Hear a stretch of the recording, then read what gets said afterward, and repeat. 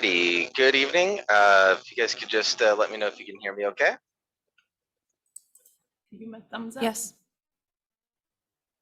Okay, great.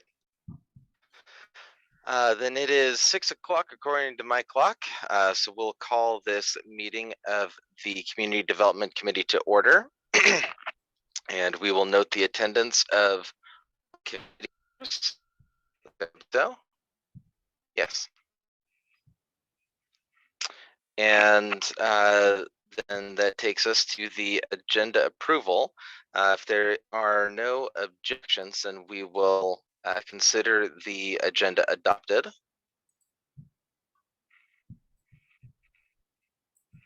Seeing no objections, we will adopt the agenda. And that takes us to public comments. I don't see anyone in the audience present. Someone who's there, you could let me know if there is someone in the audience who would like to speak. Empty room. Okay. Then seeing no one, we will move to the minutes from the April 3rd meeting. And if there are no changes, then we will consider the minutes to be approved. And actually, I did have one little thing, which was where it says committee members present. Below that, it says Mayor Ross and Commissioner Bobby Harrison. I wonder if we just wanted to specify which commission for the record. That was, I believe it's called the Economic Development Commission, if I'm not mistaken.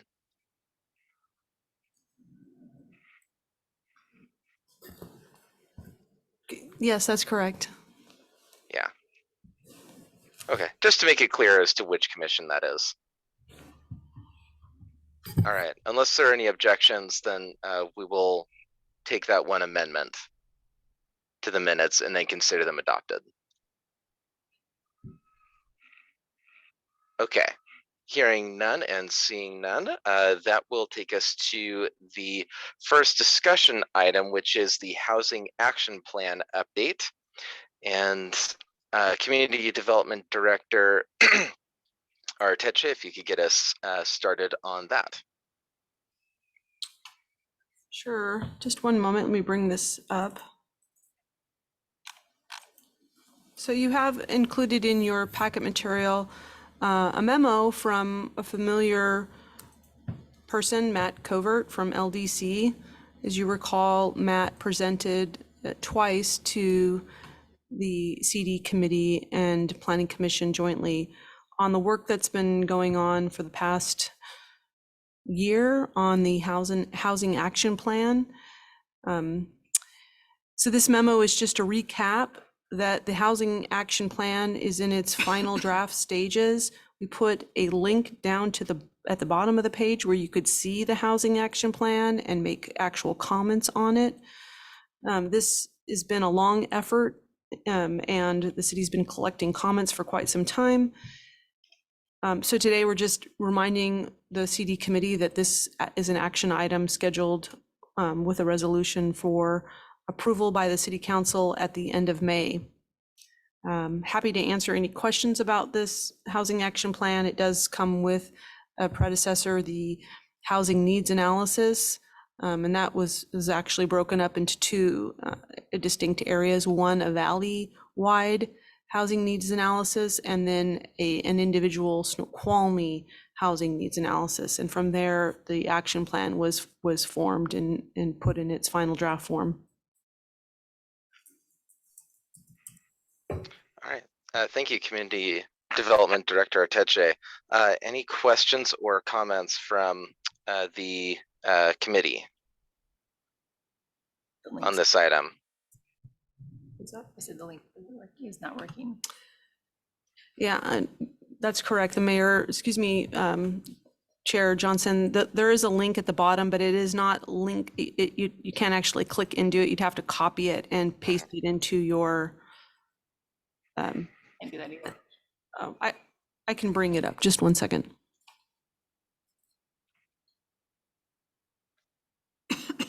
When I type it in, the site can't be reached.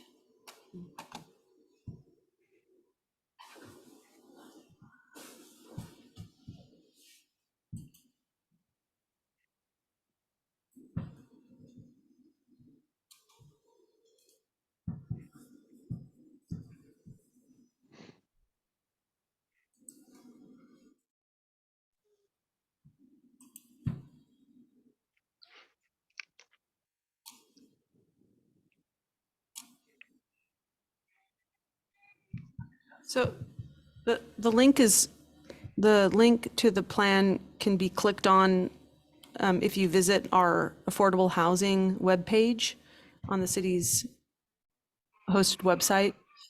And so here you see the City of Snoqualmie draft housing action plan, and then the individual housing needs analysis. I'm not sure if that helps folks identify it more closely.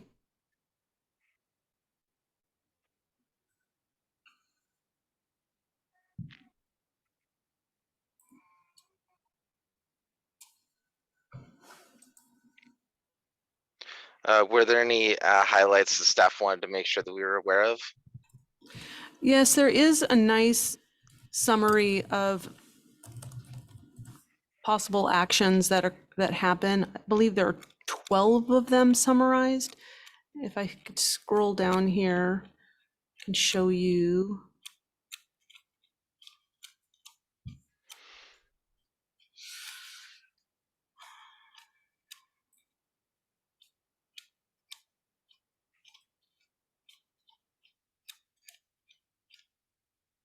You talking about the individual bullet points under the different 5 strategies?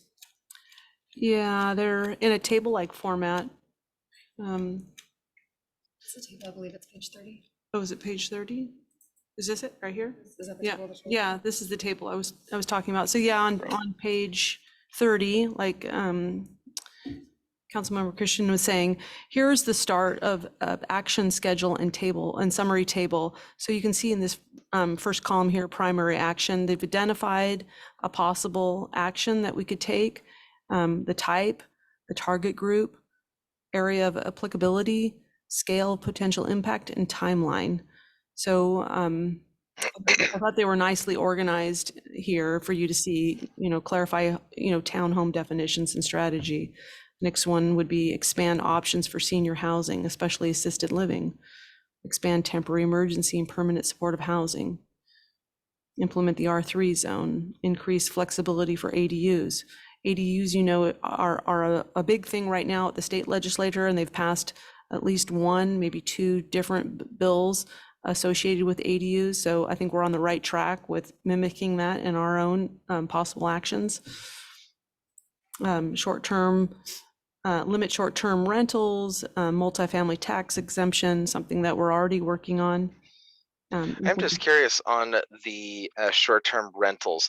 Has that been identified as causing significant housing shortages in the city, or is that sort of just a small thing that it helps to address that, but it wouldn't get us perhaps to some of those bigger goals Yeah, as yeah, as much as some of the other ones? I'm just curious how big of yeah, a problem it you're is. right about that. I spent quite a bit of time talking to LDC about that possible action item, and it's not yet been determined that it is an issue for the city of Snoqualmie, but we certainly wouldn't want to limit, the construction of ADUs for actual permanent, affordable housing in lieu of Airbnbs. That being said, Right, I'm okay. not sure that Airbnbs is something that we would really want to limit either, considering that we could probably most likely see ADUs being built in the downtown area that are close to our main street and our retail and our commercial, that tourism type of effect. So I think we need to really think about how that may be beneficial to keeping ADUs affordable if they are located in the downtown area, and how we can continue to cultivate tourism through, people that want to stay in Airbnbs. Yeah, I wonder if having the zoning set up that short-term rentals would be a primary use for ADUs in areas that are particularly within walking distance of retail centers. 5-10 minute walk, something like that. But again, it actually has a column there for the scale of the potential impact, and it says small to moderate. So again, that might be a lower hanging fruit. Yeah, Short-term rentals is usually a big topic in a lot of other cities, but it may not Yeah. be the big one here. Okay. You go ahead and keep going. We're at MFTE, multifamily tax exemption. Yeah, I'm not sure if we're ready to have a lot of discussion on it, tonight about that, but as you recall, we are working through the new ordinance for a code amendment to multifamily tax exemption. It would bring us up to what the state currently requires. And I think there's an opportunity as well that we've talked about for identifying where these areas might go on a map as part of the comprehensive plan, or maybe even with the code amendment. So we open up doors, remove those barriers that the state was talking to us about with regards to housing. So just allowing folks to know in advance where there might be some opportunities for that. So I know that we're working on a code amendment related to MFTE, and is that currently planned to be associated with a map of the city of where we would like that to be implemented? Is it intended to be citywide at this point? Where kind of is that? That's just what I was referring to just in the last statement I made. So I think there is an opportunity to either go two routes, one with the planning commission and the development of the comprehensive plan, specifically the housing element, to encourage other opportunities for the multi-family tax exemption based on a geographic map. Maybe it's not super detailed, maybe it's more like a blob in an area that gives some flexibility for folks to seek out, various areas in advance of, coming to the city with a specific request. I think it also could be tied to perhaps, and the city attorney and I haven't talked yet, but it could be tied to the ordinance as well. Okay.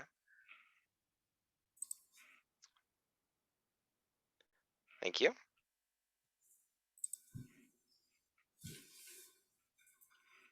So just moving down this list, implementation of planned residential district, prioritize potential annexation that could add residential capacity. That's probably the biggest of all the strategies right now that we're seeking the most input on, including the use of the existing potential annexation area. Recruit and partner with affordable housing specialists. SEPA exemption options, tenant protections. That was the last one.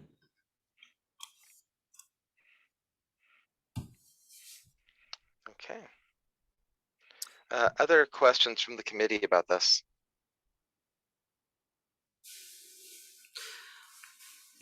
Chair Johnson, if I could Yeah. just add one Yes, more. go ahead. So this is still in a draft format, and I would encourage everyone that's interested in this topic to go to the website. There's some handy dandy tools you can use to help add your comments directly to the document. If you just follow the, the click anywhere in the document to add your comment and select a bubble to view comments. All of this information will be wrapped up and presented as we move through the final stages of city council approval on it. So opportunities are still there, and I encourage you to use the tool that we have to add your comments and add value to the document.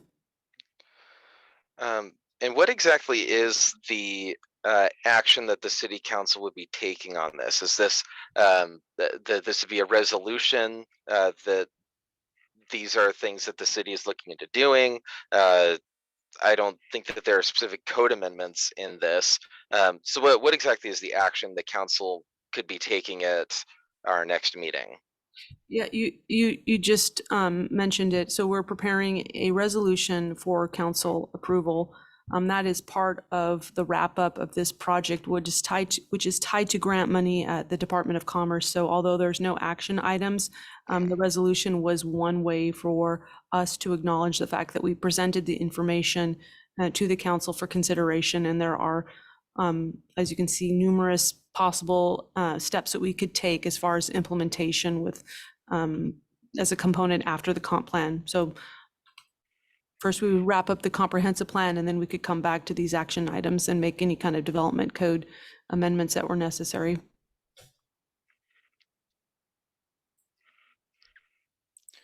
Okay. So then I guess the question would be, should this be consent or on the regular agenda? I'll seek comment from my fellow committee members if there's a preference. Councilmember Christensen. My preference would have this be a discussion item so we can go ahead and work through it with council. I think that there's going to be a fair amount of conversation that needs to happen. We need to review the updated information and public comments to the extent that they're available. And I think it's important to get everybody's sign off on this instead of just pushing it through. Okay. So that would be my preference. Yeah, I think that I generally agree with that. Okay, then if there's nothing else on this item, then we can move on to the next. Councilor Mayhew, do you have any thoughts? I Well, thought I saw your hand going up, wasn't sure. Yeah, sorry, I just have one comment. And it's a hard comment to make because a lot of people are putting a lot of work into this. And I don't want to take anything away from that. And these things that are listed in this plan are fantastic. So I have no criticism of this. But I would just say it's not a housing action plan because I don't see any action here that will produce a unit of housing or a bed for temporary housing. I just don't see the thing here that produces that. So granted, we have to set a framework to do stuff like that. And this does exactly that. We have to identify where to focus our efforts, and this does exactly that. But I think, to my way of thinking, it falls short in that I still don't have something that I can vote for that will produce a unit of housing or even a bed. And the sooner we get to that, the better. I've been on the council now, I'm in my 6th year. And one of my 3 areas I've always focused on is trying to get better housing for whether it's temporary or permanent for our disadvantaged residents, our lower, I'll say, you know, I don't want to be misunderstood. I don't mean low income housing. I do mean, 60% AMI housing, where I think we have a horrible need in Snoqualmie. And I would just really like to see us get to the point where we're actually getting units done. And granted, this is the path, but we've got to move down that path. And so I would just want to register just my continuing disappointment that we, not with the people that have done the work here and not with this work, but with the fact that we haven't then moved beyond this to here are specific actions that will produce housing units or even beds. Now, having said that, we did a fantastic thing, I believe, the city, in the work with the mill site developer and the additional housing units that are going to be put in there. I think that was fantastic work that we should all be incredibly proud of. But beyond that, I sort of don't see much. And so I'd really like to see us do more. So that's my comment on that. And I would just say my concern, my fear is that we, the council members, are not doing enough in this regard. We wait for staff to do things. And you just look at the list here. Staff's doing a fantastic job, but we don't have enough staff to do all of these things. So are we, as council members, rolling up our sleeves and helping with this, or finding people to help roll up their sleeves? Are we doing enough to support staff and administration in trying to actually get to measurable outcomes, beds, units, et cetera? So I just want to throw out that challenge. I feel that we should be moving faster and doing better. And I fear that we council members are not pulling our weight in this. So that's just a comment I wanted to make. Yeah, I certainly appreciate that. I've certainly felt the same way ever since I joined the council and while I was on the planning commission, that it just feels like everything moves at a snail's pace.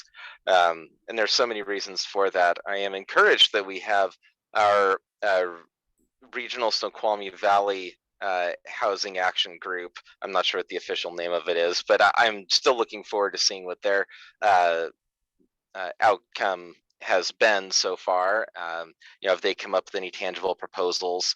And if so, obviously, what are they? And if not, then which of these actions can we turn into either code amendments or other kinds of interactions with developers to try to get some of this done. I do think that one of the things that they brought up that is an action that we can take that would at least allow for more housing to occur, even though it doesn't make it happen, it would at least allow for it, is relooking at some of our zoning around the city. And right now, I just think that most of the city is very prohibitive to allowing for more beds to be built, more housing to be built, because it's very restrictive in the type of housing that is allowed. If people can't build more buildings and more rooms, then they are not going to. So I think that that's an action that we can look at within the next couple of years as we're going through the comprehensive plan. But again, to Councilor Mayu's point, just allowing someone to do it doesn't actually make it happen, and it's definitely a difficult problem to solve. So I'm looking forward to seeing what the wider Snoqualmie Valley housing group comes up with. Other thoughts on that? Councilmember Johnson? Yes, Community Development Director. Yeah, Jay. I'd just like to recognize Councilmember Mayhew's comment. He's exactly right with regards to the terminology and that these actions that he's identifying. I just to provide a little bit of context, this is the first time I've actually done a plan like this that's called Housing Action Plan. Typically, cities do these plans and they're labeled as housing strategies plans because they are strategies. They are identifying strategies and then identifying timeframes for those strategies. So the actions come as a subsequent step. Now, here the terminology's changed quite a bit, and I agree with you. You made a good point. How challenging would it be to go through and replace the word action with strategy? I think it's a great comment to add on to here. I certainly can reach out to LDC. I mean, for a while, I was even calling it strategy plan until they helped me convert over to the other terminology. So.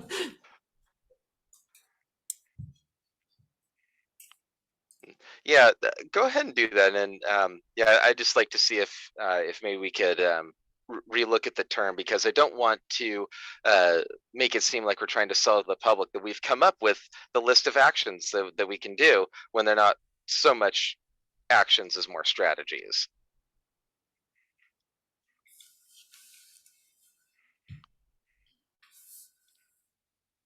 Okay, other thoughts on this? If not, then we can move on to the other topic, which is new planning staff. Let's see. Did you have a comment? That's Community Development Director Oteche, if Yes. what's the status and update on staff? I was just double checking to see if we have Jonathan Kessler. Oh, yeah. And he is promoted to a panelist, correct? Yeah. So Jonathan Kessler, he's available online. He's our new senior planner, and he's here to introduce himself and give his bio and answer questions. Welcome, Jonathan. Hello, everyone. Can you hear me? Thank you. Yes, yes, we can. Okay. Thanks. I'm glad to be here. I am Jonathan Kessler, a senior planner, started April 6th. Really excited about starting. I bring a background of a lot of current planning, some long range planning, and some historic preservation as well, actually quite a bit. I have a master's in Master of Arts and with emphasis in historic preservation. So that's a strong suit of mine. I came to city of Snoqualmie from city of Kent, where I served for 3.5 years. And before that, the city of Ellensburg, I was senior planner, historic preservation with them. I came to Washington State in 2015 from southern New Mexico, where I was in current planning, but also did some long range planning with Doñana County down there in southern part of the state. Thrilled to be here and happy to answer any questions you might have.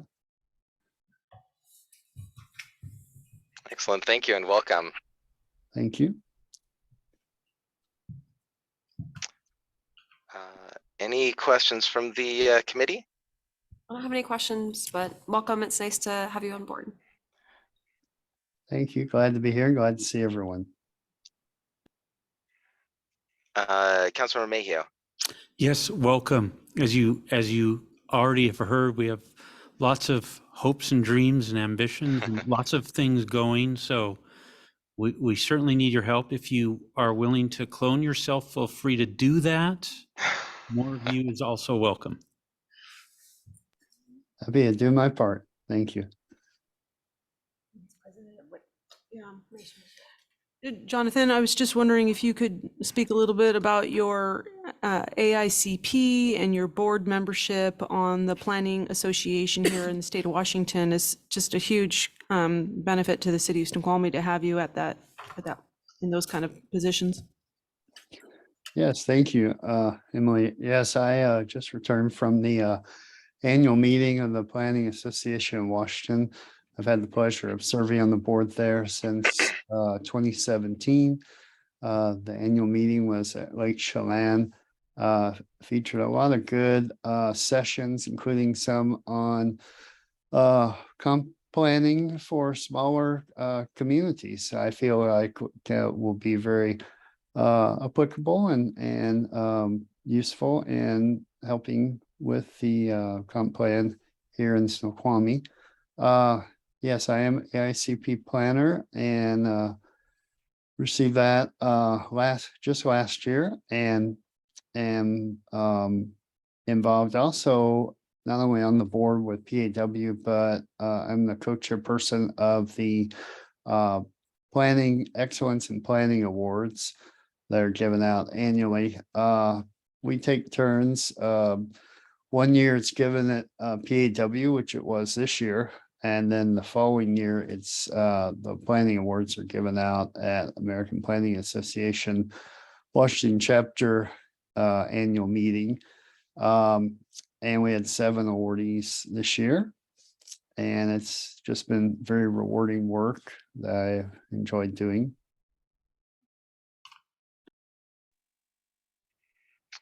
Okay. Well, welcome aboard.